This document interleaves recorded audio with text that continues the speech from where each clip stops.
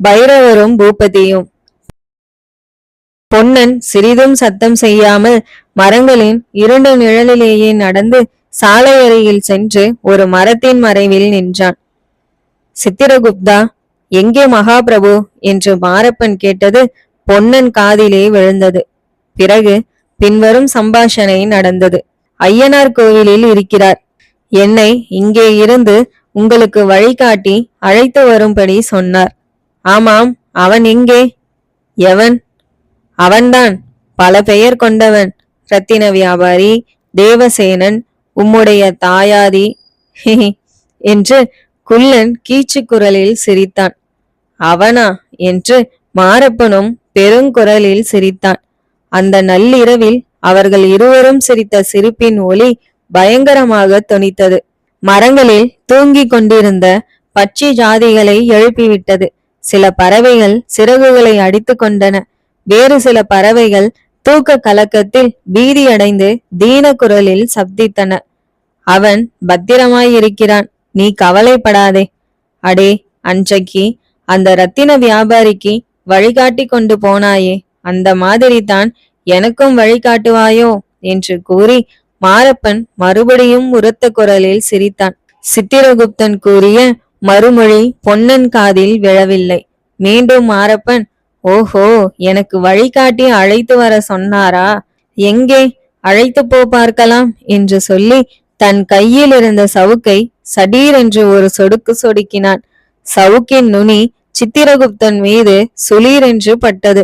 சவுக்கு சொடுக்கிற சத்தத்தை கேட்டதும் குதிரை பீத்து கொண்டு பாய்ந்து சென்றது. குள்ளன் ஏதோ முணுமுணுத்து கொண்டே பின்னால் விரைவாக சென்றான். அவன் இவ்வளவு வேகமாக நடக்க முடியும் என்பதை கண்ட பொன்னனுக்கு ஆச்சரியமாய் இருந்தது. அவனை சற்று தூரத்தில் பின்தொடர்ந்து ஓட்டமும் நடையுமாக பொன்னனும் போனான். ஒரு நாழிகை தூரம் சாலையோடு கிழக்கே போன பிறகு சாலையில் குதிரை நிற்பதும் பக்கத்தில் மாரப்பன் நிற்பதும் தெரிந்தது. சித்திரகுப்தன் மாரப்பனை பார்த்து, ஏன் நிற்க வேண்டும், போவதுதானே என்று கேட்க, ஏண்டா காட்டு பூனை, இருட்டு ராஜாவாகிய நீ வழிகாட்டிதான், இனிமேல் போக வேண்டும் என்றான் மாரப்பன். ஆஹா, வழிகாட்டுகிறேன், ஆனால் காட்டு பூனையிடம் நீ சற்று ஜாக்கிரதையாக இரு, விழுந்து புரண்டினாலும் புரண்டிவிடும் என்று சொல்லிவிட்டு குள்ளன் சாலைக்கு வலதுபுறத்தில் புதர்களும் கொடிகளும் மண்டி கிடந்த காட்டில் இறங்கி போகலானான். பொன்னனுக்கு அவர்கள் எங்கே போகிறார்கள் என்பது இப்போது சந்தேகமற தெரிந்துவிட்டது. பாழடைந்த ஐயனார் கோவிலுக்குத்தான் அவர்கள் போகிறார்கள். செடி கொடிகளில் உராய்வதினால் சத்தம் கேட்க கூடுமாதலால் பொன்னன் சற்று பின்னால் தங்கி அவர்கள் போய் கால் நாழிகைக்கு பிறகு தானும் அவ்வழியே சென்றான். நள்ளிரவில் அந்த காட்டு வழியே போகும்போது பொன்னனுக்கு மனதில் திகிலாய்தான் இருந்தது. திகிலை அதிகப்படுத்துவதற்கு ஆந்தைகள் உருமும் குரலும் நரிகள் ஊளையிடும் குரலும் கேட்டன. மரம் செடிகள் அசைந்தாடும் போது தரையில் கிடந்த இலை சருகுகளின் சரசரவென்னும் சத்தம் கேட்கும் போதும் பொன்னனுக்கு என்னவோ செய்தது. ஆனால் ஏதோ ஒரு முக்கியமான சம்பவம் நடக்கப் போகிறது, முக்கியமான ரகசியத்தை தெரிந்து கொள்ள போகிறோம் என்ற ஆவலினால் மனதை திடப்படுத்தி கொண்டு ஐயனார் கோயில் உள்ள திசையை நோக்கி சென்றான். சற்று நேரத்துக்கெல்லாம் தூரத்தில் ஒரு தீவர்த்தியின் வெளிச்சம் தெரிந்தது. சரி, அதுதான் ஐயனார் கோயில். கிட்ட நெருங்க நெருங்க கோயிலுக்கு முன்னால் வைத்திருந்த பிரம்மாண்டமான வீரர்களின் சிலைகளும் மண் யானைகளும் குதிரைகளும் தீவர்த்தி வெளிச்சத்தில் கோரமாக காட்சியளித்தன. இந்த ஏகாந்த காட்டு பிரதேசத்தில் உள்ள பாழடைந்த கோயிலுக்கு பட்ட பகலில் வந்த போதே பொன்னனுக்கு திகிலாய் இருந்தது. இப்போது கேட்க வேண்டியதில்லை. கோயிலின் வாசற்படி அருகில் பொன்னன் கண்ட காட்சி அவனுடைய திகிலை 100 மடங்கு அதிகமாக்கியிற்று. அங்கே புராணங்களில் வர்ணித்திருப்பது போன்ற கோர ராட்சச ரூபமுடைய ஒருவன் கையில் தீவர்த்தியுடன் நின்று கொண்டிருந்தான்.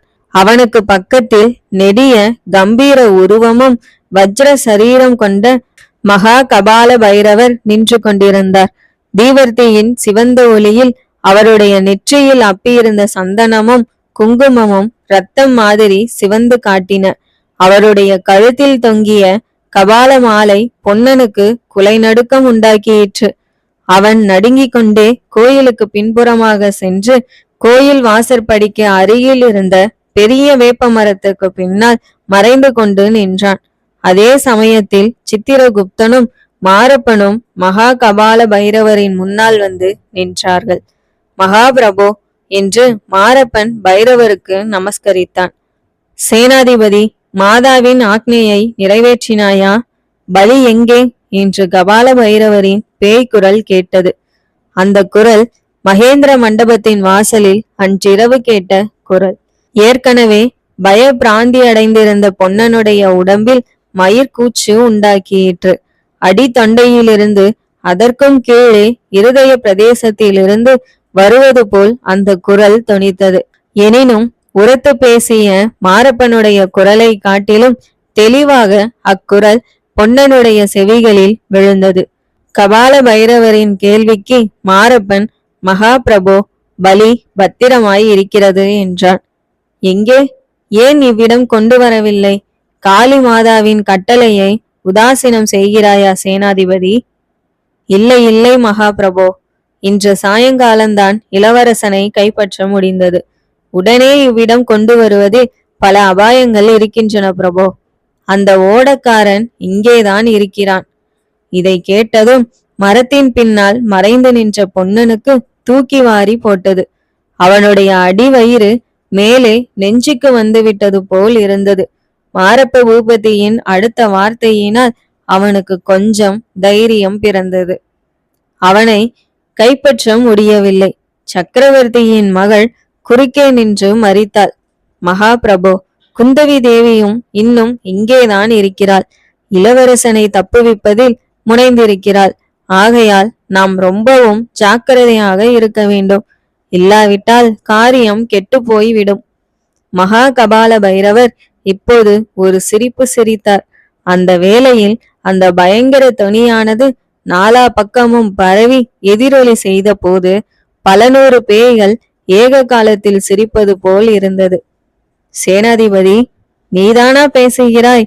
காளி மாதாவின் கட்டளையை நிறைவேற்ற பயப்படுகிறாயா? அதுவும் ஒரு பெண் பிள்ளைக்கும் ஒரு ஓடக்காரனுக்கும் பயந்தா? இல்லை சுவாமி, இல்லை. நான் பயப்படுவது எல்லாம் காளி மாதாவின் கைங்கரியத்துக்கு பங்கம் வந்து விடுமோ என்பதற்குத்தான். மகாபிரபு, தாங்கள் எனக்கு இட்ட கட்டளையை எப்படியும் நிறைவேற்றுவேன். அமாவாசை அன்று இரவுக்குள் பலியை கொண்டு வந்து சேர்ப்பேன். சேர்க்காவிட்டால் என்றது கபால பைரவரின் கடூரமான குரல். என்னையே மாதாவுக்கு பலியாக அர்ப்பணம் செய்வேன். வேண்டாம் பூபதி, வேண்டாம். உன்னால் மாதாவுக்கு இன்னும் எவ்வளவோ காரியங்கள் ஆக வேண்டும்.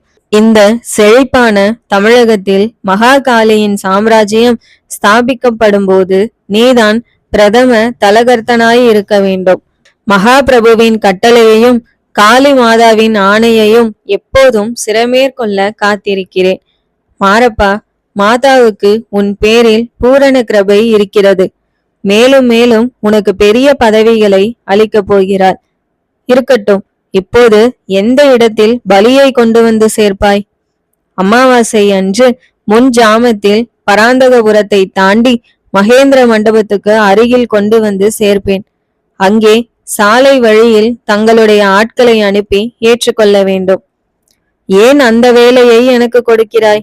மகாபிரபோ, இங்கே உள்ள ஆட்களிடம் எனக்கு முழு நம்பிக்கை இல்லை. சக்கரவர்த்தியின் கட்டளை பிரகாரம் இளவரசரை காஞ்சிக்கு அனுப்புவதாக சொல்லித்தான் அனுப்ப போகிறேன். அவர்களை தொடர்ந்து சற்று பின்னால் நான் வருவேன்.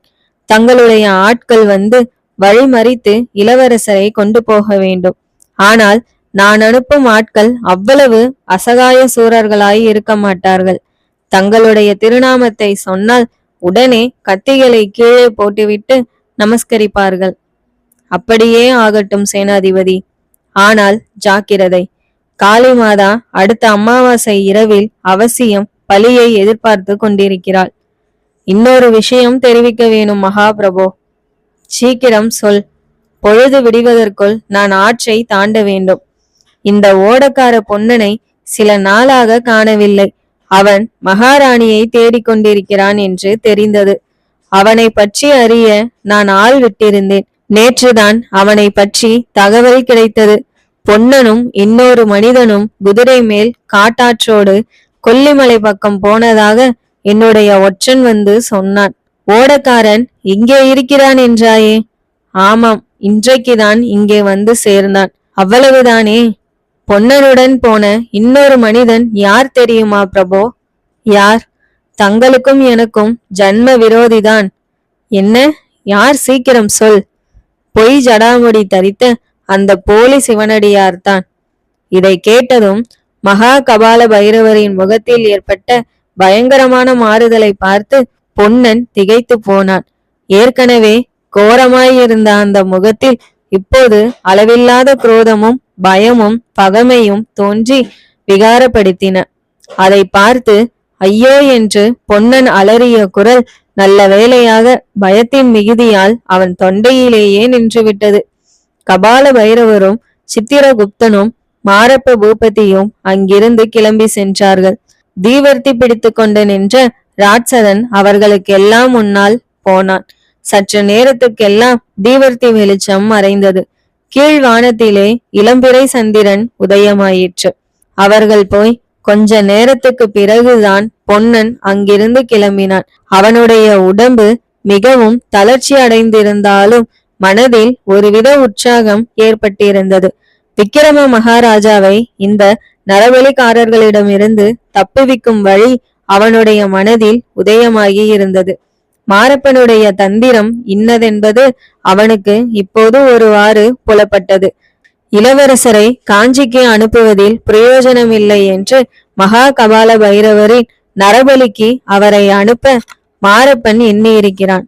ஆனால் தன் பேரில் குற்றம் ஏற்படாதபடி இந்த காரியத்தை தந்திரமாக செய்ய உத்தேசித்திருக்கிறான். அவனுடைய தந்திரத்துக்கு மாற்று தந்திரம் செய்து விக்கிரம மகாராஜாவை விடுவிக்க வேண்டும். விடுவித்து நேரே மாமல்லபுர துறைமுகத்துக்கு அழைத்து போக வேண்டும். குந்தவி தேவியின் உதவியை கொண்டு இந்த காரியத்தை செய்து முடிக்க வேண்டும். இவ்விதமெல்லாம் சிந்தித்து கொண்டு பலபலவென்று பொழுது விடியும் தருணத்தில் பொன்னன் தோணித்துறையை அடைந்தான்.